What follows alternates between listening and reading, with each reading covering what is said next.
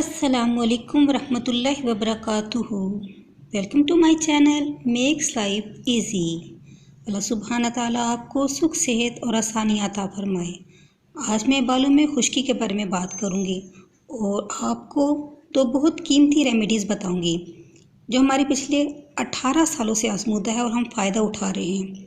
इंशाल्लाह आप भी इससे फ़ायदा उठाएंगे।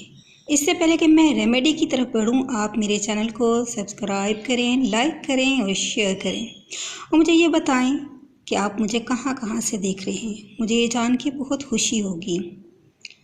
तो चलते हैं रेमेडी की तरफ। किसी एक बाउल में 2 चम्मच हम किसी भी किस्म का ऑयल लेंगे, चाहे आप कोकोनट ऑयल लें, चाहे आप ऑलिव ऑयल लें या सरसों का तेल है, जो भी आप घर में इस्तेमाल करते हैं ऑयलिंग के लिए अपने बालों में। मैं यहाँ पर अपना होममेड ऑयल इस्तेमाल कर रही हूँ।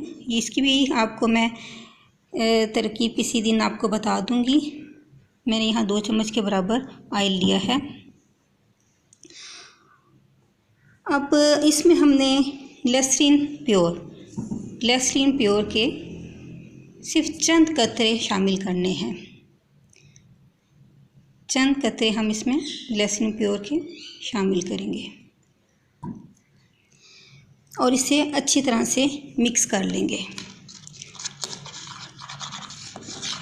ये हमारा हाल हो गया।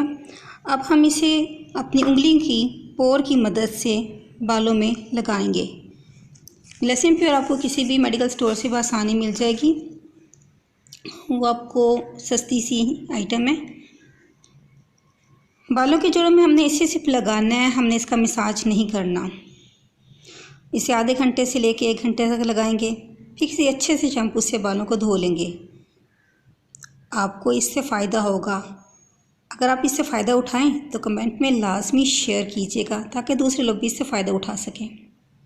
तो चलते हैं दूसरी रेमेडी की तरफ।